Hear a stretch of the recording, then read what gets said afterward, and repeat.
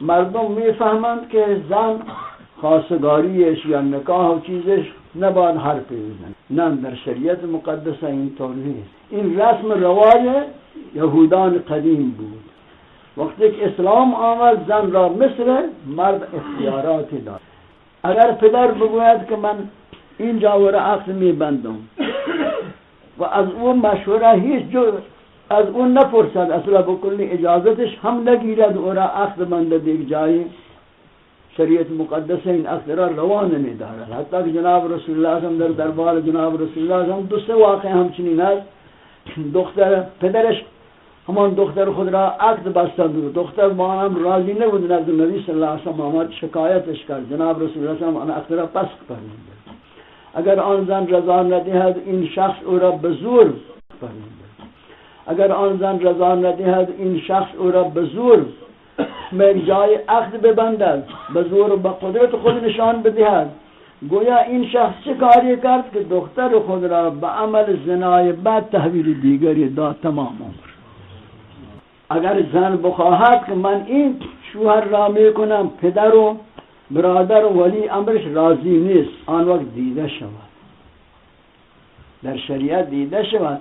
اینجا که این دختر میخواهد که من این شوهر را میکنم، این شوهر با مناسب حال و دین این دختر هست یا نیست. مثلا دینش یکیست، دینش یکی نیست، یا فامیلش، رفتارش، اخلاق، کفویتش یکی نیست، اینها با هم دیگر. ولی دختر میخواهد با همین که کف و من نیست، اینجا میتواند پدر که را جلوش بله، مثلا دینش یکیست، دینش یکی نیست، یا فامیلش، رفتارش، اخلاق، کفویتش یکی نیست، اینها با هم دیگر. ولی دختر میخواهد با همین که کف و من نیست، اینجا میتواند پدر که را جلوش بله. اگر با یک شخصی چنین که مناسب حال همین دختر است، با سنش مناسب است، با مذهبش مناسب است، با فامیلش مناسب است، هم است، اما پدر یک جای دیگر میخواهد، این میخواهد نه من همین جا میخواهم، با من موافقت دارد در تمام امور، با جایی که پدر میگوید فلان میگوید آنجا من راضی نیستم، آن وقت شریعت میگوید مجبور است همان ولی که به همینش بدهد.